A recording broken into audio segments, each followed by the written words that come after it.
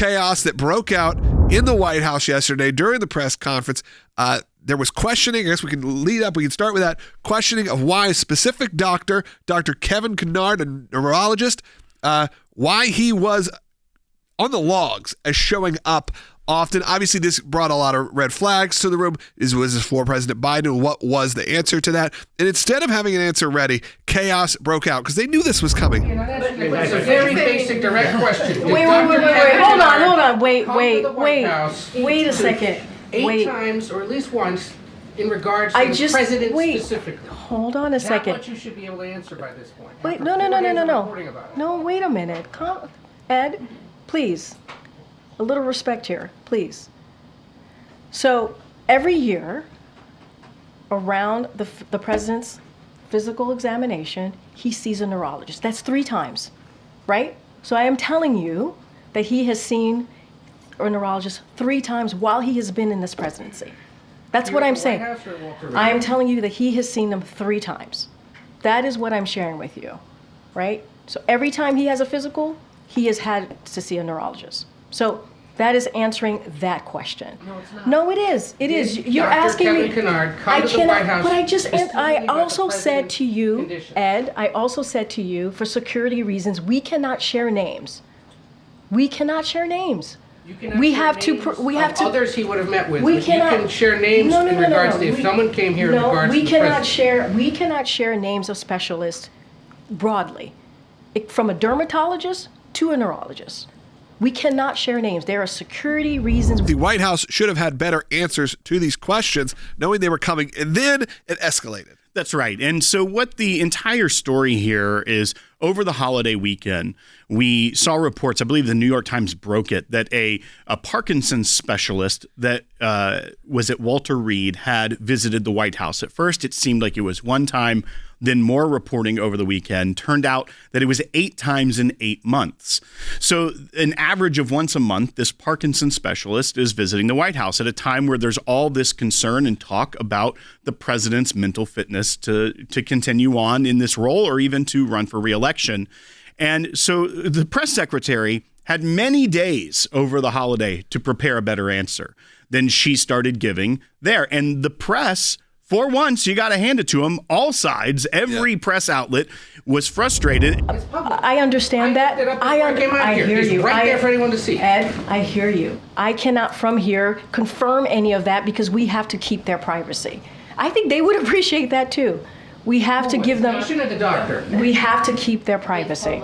It is public information. I hear you. And you're going to allow this to fester longer, Karine, unless the White House answers the question. Hold on a second. There's no reason to go back and forth and be in this aggressive way. Miffed around here about how information's been shared with the press corps about him. What are you missed about? What are you missed about? Everything he just asked about. And then every time I come back and I answer the question that you guys asked. Correctly, you didn't have to come back and clean it up. I never answered the question incorrectly. That is not true. I was asked about a medical exam. I was asked about a physical.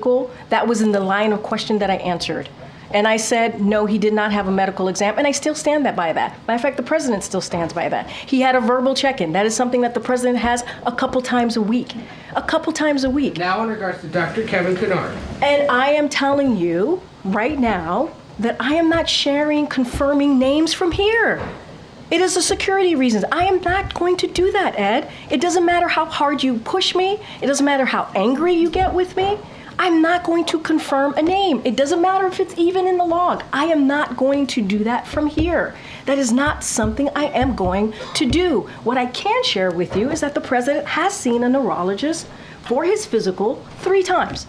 3 times. Just chaos. And Will, when you look at this, like you said, they knew this was coming. Right. This was not a gotcha moment. This was a question that has been asked. And obviously, you're having mounting conversations that are happening in the press. You're having it in reality. I believe half the conversations I'm having with just my friends, people are talking about whether President Biden will run, should run, is running. That seems to be a constant 24-hour news cycle of this. And when these moments happen, it does feel like there is more unsettled more of an unsettling feeling happening in the White House than ever before. Just hours after the press conference, the White House doctor released a statement about the reason that that doctor had visited the White House. So was able to give a lot more information. It was about meeting with veterans and others, that it was a special clinic that would be run out of the White House. Whether or not that's reality is one thing, but what it tells you is they could have told you, right, and they released that later. Why didn't they do that before the press conference and save face? Instead, the White House press secretary is doing more damage to the campaign and the office of the presidency by not being prepared in a situation like that. But that journalist that was pushing her so hard, that she kept saying Ed. That was Ed O'Keefe from CBS News. That isn't an Ed at Fox News. That isn't an Ed at Newsmax. That is an Ed from the White House correspondent from CBS News, was very frustrated with the way that the White House was handling this. And you have to also look at what else is happening on Capitol Hill today. And that is that Democrats had a caucus meeting, so all Democrats in the House, about President Joe Biden's political standing.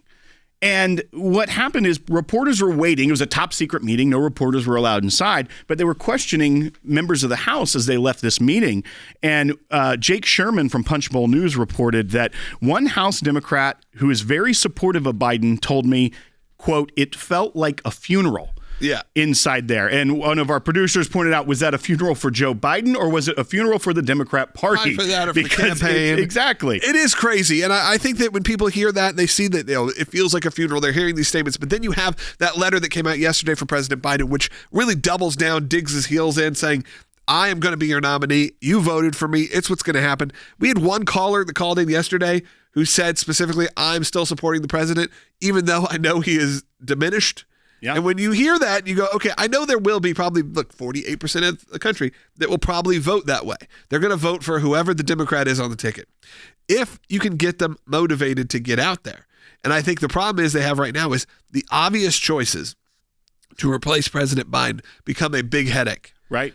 Because I don't know if they're ready for the backlash or ready for just to deal with President Trump in sense of if you're a Michelle Obama, do you really want to go head to head with President Trump right now? I think there's a good chance, by the way, if it is a Michelle Obama, you do activate a base. You potentially do win.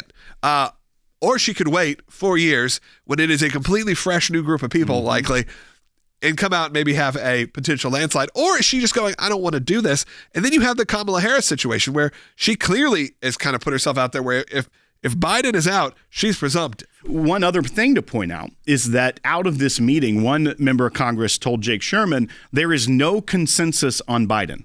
So within House Democrats, elected Democrats, there is no consensus on Biden on whether he should remain at the top of the ticket or not. So now you have a situation where the president in campaigning is having to campaign to elected Democrats and donors, not the American people.